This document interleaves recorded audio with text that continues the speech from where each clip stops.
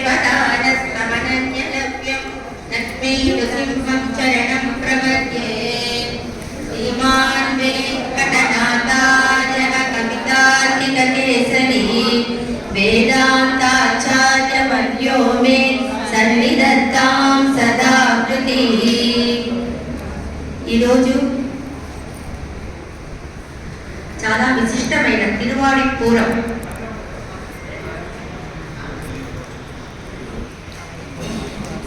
తిరుఆడిపూరం అన్న పుణ్య దినాన్ని మనం ఈరోజు అందరూ ఇక్కడ జరుపుకుంటున్నాము. ఆడిపూరం అంటే మీకు తెలుసు, ఆడి అంటే తమిళ్, అది ఆషాఢ మాసంని ఆడి మాసం అంటారు.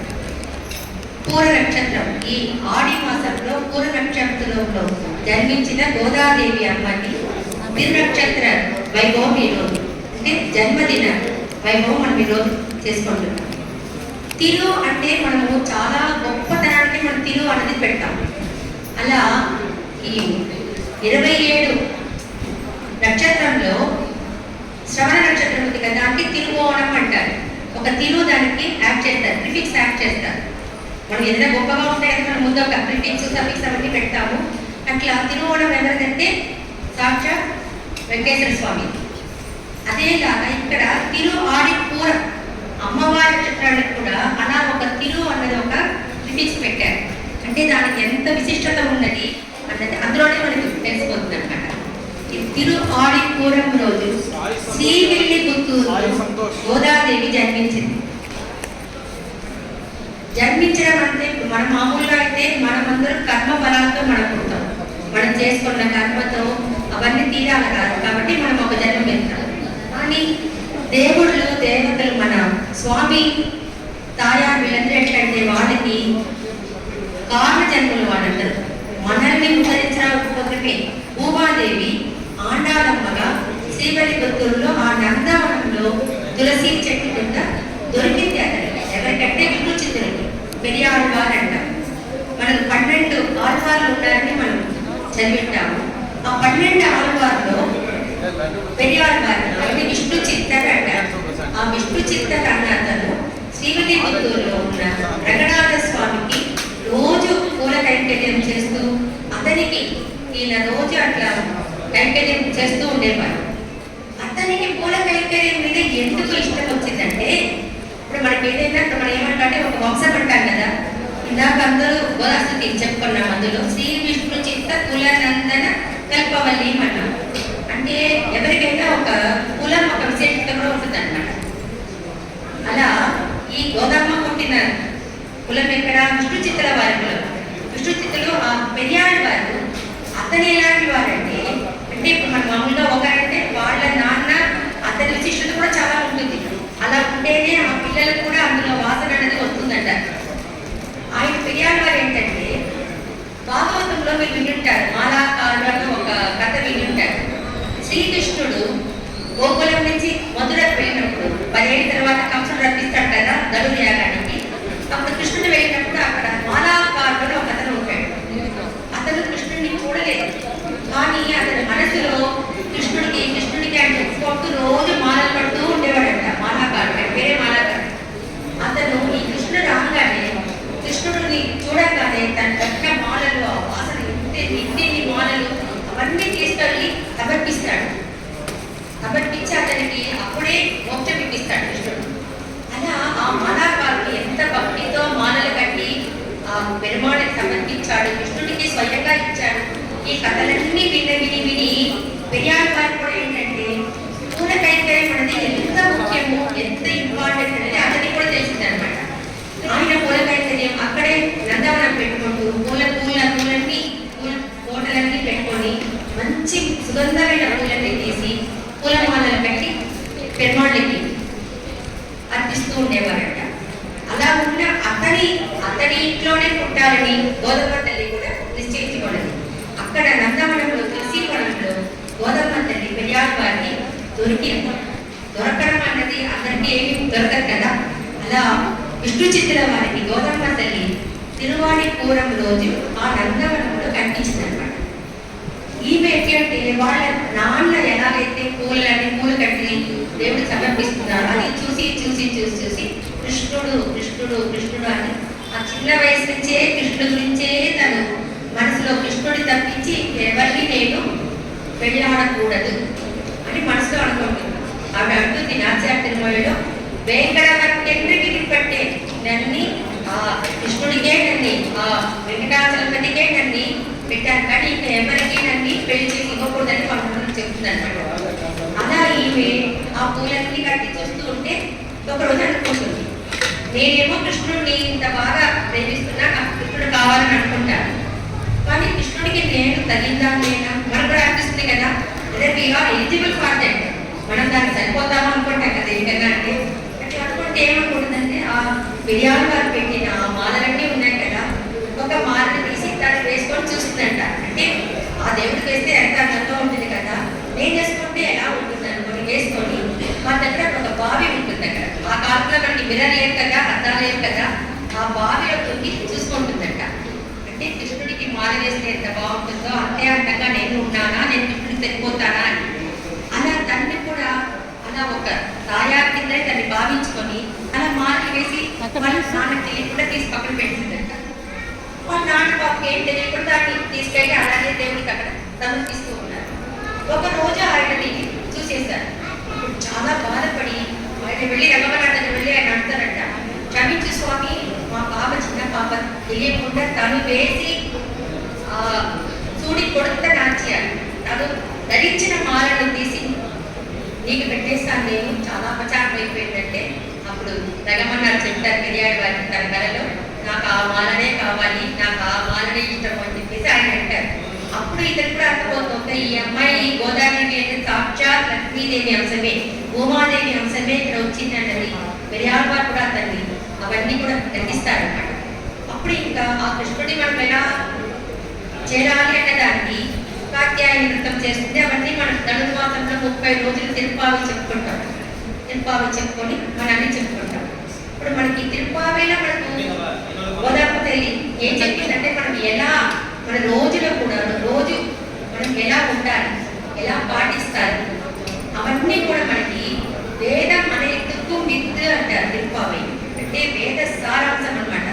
మనం వేదం అందరూ మనం చదవలేదు, వేదం చదవాలంటే దానికి ఒక అర్హత ఉండాలి, ఉపనయనం ఉండాలి, వాళ్ళు దానికి తగినంత వాళ్ళు అన్ని చేస్తేనే వాళ్ళు వేదం అనేది చదవచ్చు.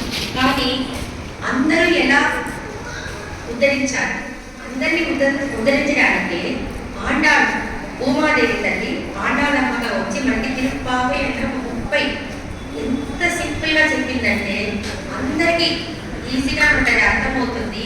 ఆ ఉపన్యాసం మనం వింటే మనం ఎలా ఉండాలి, మనం ఈ జన్మలో మనము ఎలా ఉంటే మనం మోక్షాన్ని పొందుతాము, ఎవరితో మనం ఎలా నడుచుకోవాలి, అన్ని విషయాలు ఆ తిరుప్పావైలో చాలా బాగా వివరించింది అనమాట. ఎందుకంటే ముందు భగవంతుడు అనుకున్నారు మనం వీళ్ళందరినీ జనులను మనం ఎలా ఉద్ధరించాలనుకుని అతనే వచ్చాడు, కృష్ణుడుగా వచ్చాడు, భగవద్గీత చెప్పాడు అతనికి. కానీ భగవద్గీత అన్ని శ్లోకాలు పెట్టిన తర్వాత మళ్ళీ లాస్ట్ లో అర్జునుడు ఏమన్నాడు, కృష్ణ నేను ఏం చేయాలి చెప్పు అన్నాడు. అన్ని చెప్పినా కూడా అన్ని విన్నా కదా లాస్ట్ లో నేనేం చెప్పాలి కృష్ణ అన్నాడు. సరే ఇంకా మనమే వస్తే సరిపోని చెప్పేసి నెక్స్ట్ ఆళ్వార్ని పంపించారన్నమాట.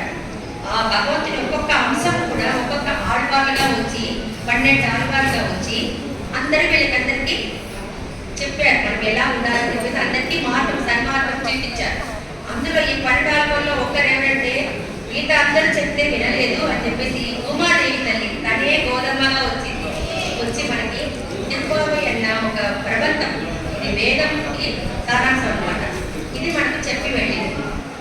అంతేకాకుండా ఉమాదేవి అంటేనే అందరికీ తెలుసు క్షమ, ఆ ఓర్పు అనేది ఎట్లా ఉంటుందంటే మామూలుగా భగవంతుడు ఉన్నారు, పక్కన తాయారు ఉన్నారు. భగవంతుడు ఇప్పుడు మామూలుగా ఇంట్లో కూడా ఎలా ఉంటారు, తెలిసి కొంచెం కోపం ఎక్కువ ఉంటుంది, స్ట్రిక్ట్ గా ఉంటారు. కానీ అమ్మాయి ఎలా ఉంటుంది, కొంచెం ఓర్పుతో పిల్లవాళ్ళు ఏం చేసినా కూడా ఓర్పుతోనే చూస్తుంది, వాళ్ళు ఎట్లా క్షమించాలని చూస్తుంది. అలాగే మనము చేసిన ఈ కర్మ, మనం చేసిన తప్పులు ఇంత అంతా కాదు, తెలిసి కొన్ని, తెలియకుండా చాలా, తెలిసి కూడా చాలా చేస్తున్నాం. సో ఈ భాగవత అంశాలు ఇవన్నీ మనం చేసి మన దేవుడి దగ్గర వెళ్తే మనకు మనల్ని లిస్టే అతని ముందు కనిపిస్తుందండి. అప్పుడు మనల్ని చూసి ఆయన నేను చూడకపో అని చెప్పేసి ఇలా తీసుకుంటారంట చూసి. అప్పుడు పక్కనే ఉన్నారు, ఇటు పక్క శ్రీదేవి భూదేవి ఉన్నారు. శ్రీదేవి చెప్తుందంట, ఏం పర్వాలేదు, మన పిల్లలే కదా, మన పిల్లలే కదా, క్షమించండి అంట. సరే ఈ మాట విని చెప్పేసి ఇటు పక్క తిరుగుతారంట. శ్రీదేవి భూమాదేవి చెప్తుందంట. ఆయన చెప్తే వద్దనుకుంటే పక్కన ఇంకా లాస్ట్ ఎవరు శ్రీరాదేవి, మన గోధుమ తల్లి. అవన్నీ కాదు, క్షమించాల్సిందే, మన పిల్లల్ని మనమే కదా సర్దుకోవాలని చెప్పేసి అట్లా ముగ్గురు అమ్మలన్నమాట అక్కడ. శ్రీదేవి భూదేవి లీలాదేవి మనల్ని కనికరించాలంటే మనం చేయాల్సిందంతా గోధమ్మ తల్లి చరణాల మీద మనం పట్టుకోవాల్సింది అనమాట.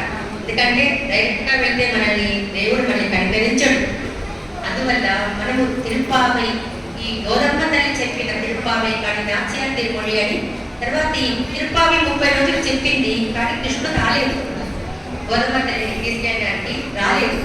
అప్పుడు గోధమ్మ తల్లి నాచ్యాల తిరుమొഴి అంటే 143 పాసురాలు చెప్తుంది అనమాట.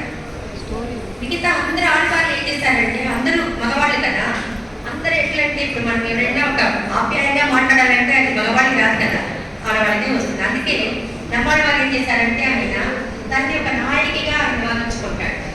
పరామర్శ నాయకి అని నమ్మాళ్ళ దాన్ని నాయకిగా అనుకొని ఆ దేవుడి గురించి ఆయన పాడతారు, పాత్రలు చెప్తారు. అదే తిరుమంగయ్య ఆడవారు కూడా ఆయన చాలా పాత్రలు చెప్పారు. దాంట్లో చెప్పిన పాత్ర ఆయన ఎక్కువ చెప్పింది తిరుమంగయ్య ఆడవారు. అతను కూడా తనని పరకాల నాయకి అని తనని అలా అనుకరించుకొని అతను చెప్తాడు. కానీ ఆండారామికి అలాంటి అవసరం లేదు కదా, తను స్వయంగానే ఒక స్త్రీ కాబట్టి ఎట్లా ఆ భక్తి భావంతో ఎలా మనం దేవుడిని చేరుకోవాలన్న దాన్ని నాట్యాత్మలో వాటిలో చాలా బాగా చెప్పింది అనమాట. అంతేకాకుండా మనం ఇక్కడ నరసింహ స్వామి గుడిలో మనం ఉన్నాం కదా, గోధుమ తల్లికి నరసింహస్వామికి చాలా కనెక్షన్స్ ఉన్నాయన్నమాట. ఇప్పుడు మన అంతకుముందు రుక్మిణీ తల్లి కూడా కృష్ణుడికి లేఖ రాసింది.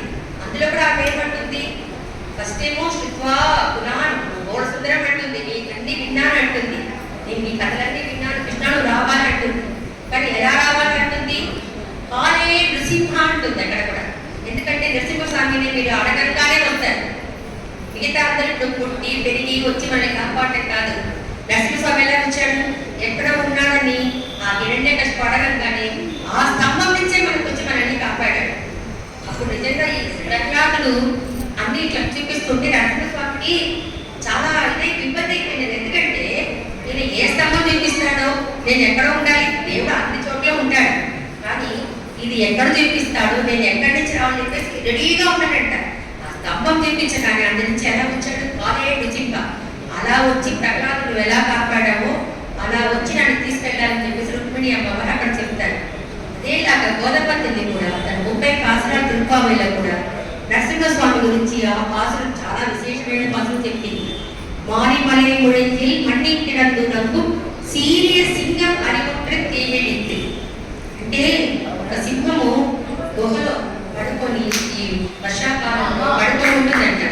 అది లేచినప్పుడు ఎలా లేచి వస్తుందో అలా నువ్వు అట్లా మెల్లగా లేచి కళ్ళు తెచ్చి దాన్ని ఆశీర్వదించడానికి రావాలని చెప్పి తిరుపావైలో కూడా ఈ నరసింహస్వామినే అక్కడ సంబోధిస్తుంది అనమాట. ఇలాంటి మన గోధుమ తల్లి పుట్టినరోజు ఈ జన్మదినంలో మనమందరూ గోధుమ తల్లి గురించి నమస్కారం చేసుకొని ఆవిడ చెప్పిన తిరుపావై కానీ మంగళసూత్రం కానీ అవన్నీ మనం అనుసరించాలని చెప్పుకుంటూ శ్రీమతే రామానుజాయ నమః. కట్టటే పూర్వకైపుణ్యం తులసి కాలనోత్తమ పాండే విశ్వంబరాంగోళం వందే శ్రీరంగనాయకి శ్రీమతే రామానుజాయ నమః. శ్రీమన్ షణగోప శ్రీ రంగనాథ నితీంద్ర మహాదేవికాయ నమః.